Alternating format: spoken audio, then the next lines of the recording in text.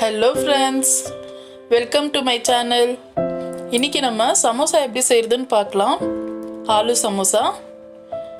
அதுக்கு தேவையான பொருட்கள் பார்த்துக்கலாம்.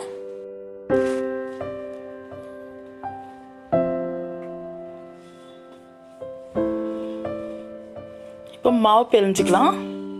நான் ஒரு 300 கிராம் மாவு எடுத்துருக்கிறேன். இப்போ தேவையான அளவு உப்பு, 1 டீஸ்பூன் ஓமம் சேர்த்து நம்ம பிழிஞ்சிக்கலாம். 2 டேபிள் ஸ்பூன் எண்ணெய் இதை சேர்த்து நம்ம கொஞ்சம் கொஞ்சமாக தண்ணி விட்டு பிழிஞ்சிக்கலாம். ரொம்ப கெட்டியாகவும் பிழியக்கூடாது, ரொம்ப தண்ணியாகவும் பிழியக்கூடாது. ஒரு மீடியம் இதில் பிழியணும். இப்போ லாஸ்ட்டாக 1 டீஸ்பூன் எண்ணெய் நம்ம மேலே தடவி கொஞ்ச நேரம் ஊறட்டும். இப்போ கட் பண்ணி வச்சிருக்கிறோம்ல ஒரு பீஸ் இஞ்சி, அதை நசுக்கிக்கலாம்.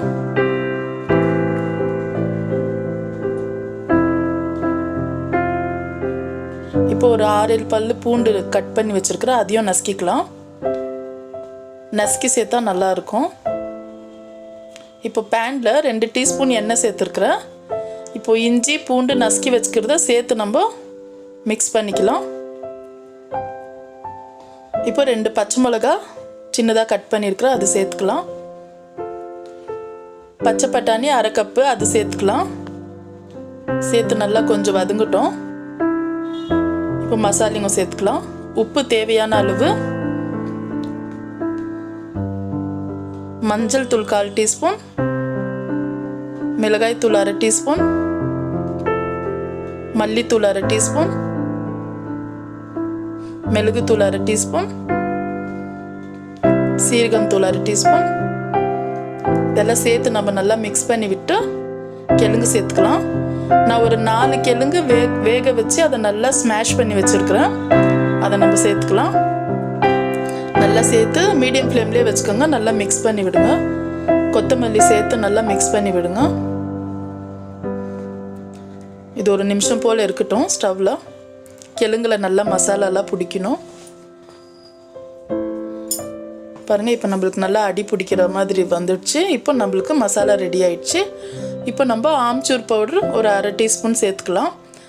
நம்ம இருக்கிற டைமில் தான் சேர்க்கணும்.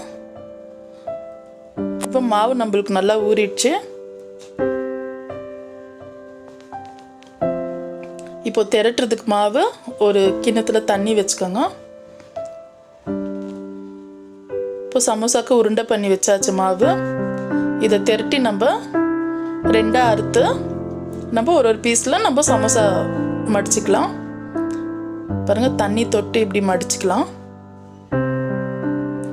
நம்மளுக்கு எந்த சைஸ் வேணுமோ அது பண்ணிக்கலாம். சின்னது பெருசு அது உங்களுக்கு எப்படி வேணுமோ அப்படி பண்ணிக்கோங்க. இப்போ இதில் மசாலா சேர்த்து மறுபடியும் கொஞ்சம் தண்ணி தொட்டுக்கோங்க. கொஞ்சம் லேசாக தண்ணி தொட்டு நம்ம மடிச்சுக்கலாம். பாருங்கள், இப்போ இப்படி மடிச்சாச்சு. இப்போ ஒன்றா தட்டில் நம்ம வச்சுன்னு வந்துடலாம். பாருங்கள், மசாலா சமோசா எல்லாம் இப்படி மடிச்சாச்சு. இப்போ நம்ம எண்ணெய் சூடாகிட்டு, ரொம்ப சூடாகக்கூடாது, எண்ணெய் மீடியம் ஃப்ளேம்லேயே வச்சுக்கோங்க.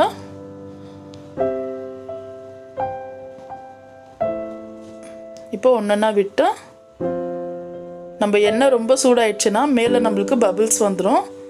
அதால் மிதமான சூட்லேயே வச்சு சுடுங்க. இப்போ எடுத்துக்கலாம். இதே மாதிரி நம்ம எல்லாமே ஃப்ரை பண்ணி எடுத்துக்கலாம்.